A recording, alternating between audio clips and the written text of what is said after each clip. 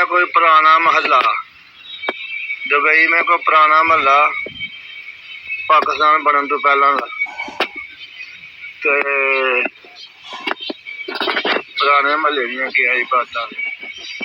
इत्थे वैसे है महल्ला ते छोटी छोटी दुकानां भी है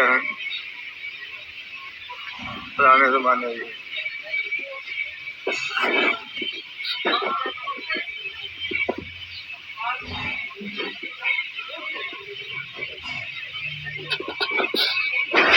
पुराना महल्ला दरख्त बेड़ियां कितने गई मेरे पिंड दियां बेड़ियां टालियां इत्थे भी है बेड़ियां टालियां।